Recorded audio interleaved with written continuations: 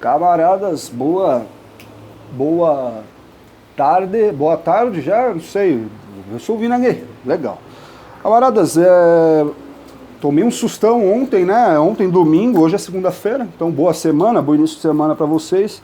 Tomei um susto aí com essa questão do Adriano Nóbrega, né, assassinado lá na Bahia, fruto de um suposto confronto com a polícia baiana, o BOP. O Adriano, que foi do BOP de Rio de Janeiro, foi morto pelo BOP da Bahia, né? Bom, há quem diga aí que ele não estava armado, que ele não ofereceu resistência, que aquilo foi simplesmente queima de arquivo. Curioso também dizer que Flávio Bolsonaro estava no mesmo município em que ele foi morto. Isso aí foi o que eu li, tá? Não tenho como comprovar, eu não sou apurador de matéria, eu leio matérias e falo para vocês. Eu não trabalho profissionalmente como jornalista, não liguei para ninguém para saber disso, isso aí eu fui ler nas mídias tradicionais aí, nas mídias mais alternativas. Conjuntei o que eu li, tô aqui falando para vocês. Vou falar o que eu lembro, porque também minha memória não é de ouro, não tenho a melhor memória do mundo. Olha, foi um negócio super estranho, porque o Adriano Nóbrega ele é colocado como chefe do escritório do crime, que é um grupo de matadores do Rio de Janeiro com ligação com as milícias do Rio de Janeiro, lá da Zona Oeste principalmente. Uma das milícias do Rio de Janeiro é aquela, né, Rio das Ostras, é isso? Rio das Ostras, que é a do Queiroz.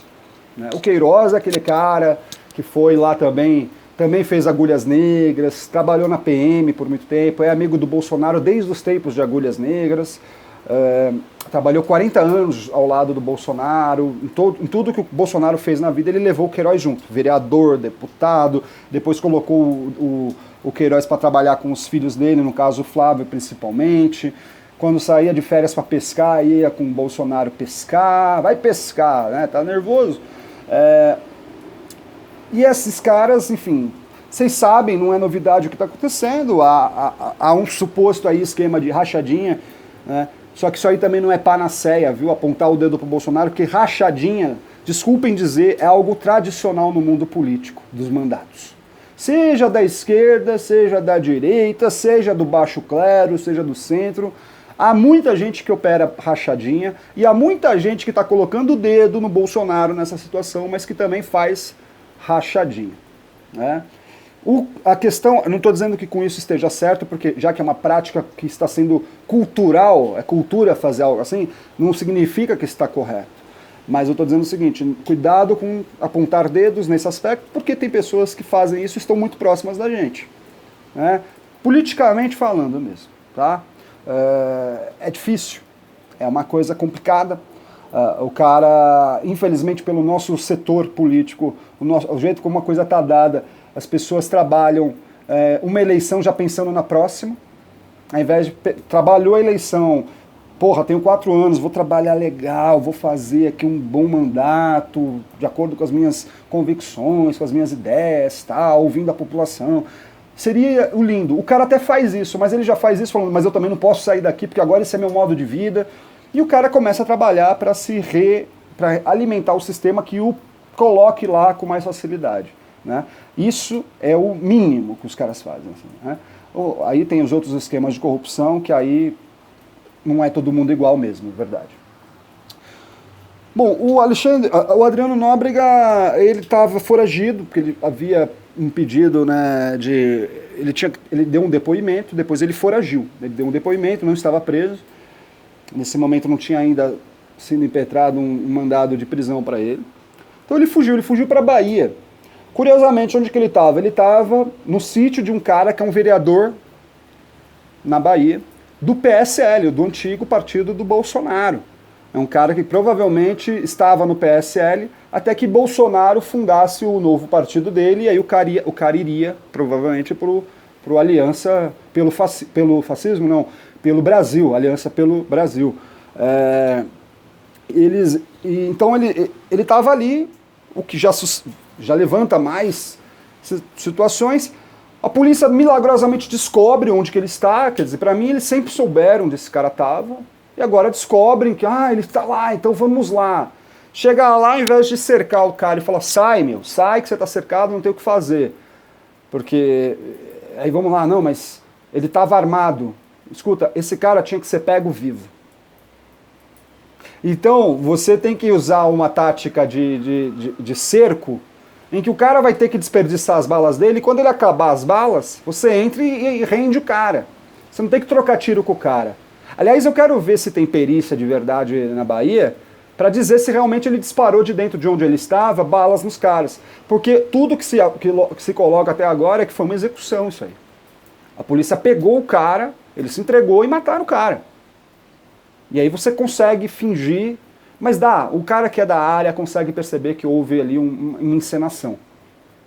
Mataram o cara, esse cara era um cara importante, não só pela conta da rachadinha, não só por ele ser o chefe de um grupo de matadores do Rio de Janeiro, não só por ele ter sido condecorado pelo Bolsonaro, quando ele, Adriano Nóbrega, foi acusado por um superior da Polícia Militar de que ele era um tipo que não fazia nada direito. O Bolsonaro foi lá, ainda deputado, condecorou, o Flávio condecorou o cara com a medalha Tiradentes lá do Rio de Janeiro, o Bolsonaro defendeu o cara no púlpito, enfim, é a briga. O Bolsonaro, que sempre foi um militar insubordinado, promovendo a insubordinação entre policiais militares. Eu fico de cara com os PMs gostando do Bolsonaro, né? Talvez porque eles achem que o sistema da Polícia Militar seja muito rígido, e é sim, e vale a pena discutir, rediscutir, mas não pela insubordinação. Vale discutir politicamente qualquer situação, para mudança, para melhorar a vida de um policial, de um praça, porque eles merecem viver bem também. Né? Para mim, eu falo muito isso para vocês, assim, se eu tiver um dia a caneta de um executivo na mão, eu vou pagar certas categorias de trabalhadores 24/7, né? O professor, o policial, né? Os agentes de segurança. Então o professor, os agentes de segurança, médicos e enfermeiros, o pessoal da limpeza dos hospitais também, esses terão que ser, os especialistas também, terão que ser os caras contratados a 24/7. Eles têm que estar à total disposição do Estado para qualquer momento, mas eles vão ganhar bem para isso. Eles vão ganhar o equivalente como se eles trabalhassem 24 horas, porque na verdade eles já trabalham 24 horas. Essas categorias aí que eu falei, são categorias que necessitam desse tipo de atenção. E é bom, inclusive, para o comércio, né? Para o giro econômico, que essas categorias trabalhando, tendo esse dinheiro, possam pagar melhores escolas, possam, né, consumir mais as coisas, girar a economia localmente, pagar um aluguel melhor ou comprar uma casa, enfim. Mas são categorias que necessitam, porque o trabalho do professor não termina em sala de aula. O trabalho do polícia, sinceramente, não termina na viatura, não termina no quartel, no comando. Termina... não termina, na verdade. O médico também, a qualquer momento ele pode ser ligado, o enfermeiro também, né? Então essas são profissões. Mas, voltando para o caso aqui, é muito importante falar que esse cara também poderia elucidar certas questões sobre o caso da morte da Marielle, e agora ele foi interrompido. E eu não acho que ele tenha sido interrompido só por conta de coisa da Marielle ou das informações que porventura ele poderia ter, mas eu acho que ele tinha coisas muito mais sérias acontecendo. Talvez coisas que nem vieram a público ainda, coisas um pouco mais graves. Não dá para saber. Talvez certas informações complicadíssimas. Agora, eu fico pensando o seguinte, da mesma maneira, eu vou fazer um afago na esquerda aqui agora. Se esse tipo de correlação entre assassino ou suposto assassino, grupos de miliciano ou grupos de criminosos, porque milicianos podem ser policiais no papel, mas são criminosos, né? São desgarrados, né, da corporação. Não dá para você falar que todo mundo é igual, né, na polícia militar, porque não é. Tem muita gente boa na polícia, a maior parte, inclusive, é gente boa na polícia civil, bombeiro, né? Tem um monte de gente boa. E tem os caras que se perdem no caminho. E esses caras que se perdem no caminho fazem isso, processo mafioso de miliciamento em comunidade, né? Tentando substituir o tráfico e depois convivendo com o tráfico, alugando espaço para o tráfico. Tá? Então não vem com papo que eles vieram para acabar com o tráfico. Na primeira geração até pode ser. Até porque a primeira geração também do Comando Vermelho não era fazer tráfico de drogas, era uma outra questão. Depois as estruturas se adequam à pragmaticidade da contemporaneidade. É isso. Tá? Hoje a milícia é diferente do que ela fez quando ela surgiu. Bem diferente. E não dá para passar pano. Inclusive ela vincula voto, o que é complicadíssimo. Cria gueto. Cria curral eleitoral. Coisa que a gente não via desde a ditadura militar. Complicado. Tá? Isso aí é um Estado assaltado, dominado por influências que não são nem próprias do local. Se fosse autoproteção particular, comunitário, você até entenderia. É o povo que está se organizando. Não é. É gente de fora que nem mora na comunidade. Dominou tudo aquilo. Né? Então eu faria assim, se fosse um cara da esquerda com ligações com o crime, né? Se fosse o Lula, se fosse o Ciro Gomes, se fosse o Dino, se fosse qualquer cara da esquerda, nessas mesmas situações, só mudasse o nome Bolsonaro, família Bolsonaro, para outros nomes. Lula da Silva, Ferreira Gomes, Dino, não sei o quê, blá, blá. O que estaria acontecendo hoje na mídia? O que estaria acontecendo? Passeatas e mais passeatas na Paulista, em todos os lugares do mundo, pelo fim da corrupção e da violência policial e a parada toda. É o que estaria acontecendo. Não está acontecendo. Não está acontecendo e não vai acontecer. Porque o povo está mole, amolengado, palmolenga, chama como vocês quiserem. Da mesma maneira, agora eu vou dar uma porrada na esquerda. A galera se importa muito com a Marielle. E aí adiciona o Anderson, que era o motorista dela. Há muitos Andersons morrendo. Mas o Anderson só ganhou o nome porque tinha uma vereadora do lado. Não é porque tinha uma mulher preta. Porque Marielle também só virou gente porque ela era vereadora. Gente assim, tá? Eu tô usando um eufemismo pesado aqui para dizer o seguinte: há muita mulher preta e pobre que é morta na favela e não é, vira estatística. Não tem nome. Não tem nome nem sobrenome. Esta é a realidade. Marielle só ganhou o nome porque o PSOL, o partido dela, naturalmente tinha que fazer mesmo, fez muito barulho.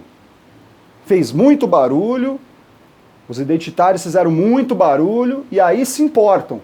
Mas eu vou falar de verdade aqui categoricamente para vocês. A única pessoa que se importa de verdade com a morte da Marielle é a mãe dela. Mais ninguém. E ó, que eu sei quem estava perto da Marielle ali. Tinha esposa, tinha amigo, tinha deputado amigo, tinha gente do mandato dela, tinha gente da comunidade que ela morava, se bem que ela não teve voto na comunidade dela, o voto dela todo foi na orla. Ela até entrava um pouco mais do que o resto da rataiada branca do pessoal do Rio de Janeiro, em que o voto é tudo ali, vai do Leblon do Leme ao Pontão, é isso. Né? Para dentro, não. Para dentro, não. Para dentro o voto é de milícia, o voto é do PMDB, para dentro o voto é do PT, de certa forma, de alguns tucanos poucos que tem lá, Índio da Costa, sei lá se está no PSDB. Enfim, é dessa gente, é dos garotinhos. Esses aí são dignos, na minha opinião, pode não gostar deles, mas se a Globo tá de um lado, eu tô do outro. Então, para mim, os garotinhos são os cara, família garotinho, certo? Ninguém liga para Marielle de verdade. É tudo narrativa. É tudo narrativa. Entende? Então, eu dou aqui um carinho, mas também dou uma chapuletada logo. Né? E vão vincular naturalmente a morte do Nóbrega à questão da Marielle. Não me parece que seja só para isso. Parece que tem mais coisa na história aí. Tá certo? Faltou falar alguma coisa? Então tá bom. Então, um abacate miliciano para vocês aí. Tá certo? Eu quero ver o meu, hein? Eu quero ver o meu aí. Dá uma força legal. Tchau. Um abraço aí. Mas é lamentável. A República tá perdida, né? Tá esfarelando, né? Castelos de areia. República de areia, né?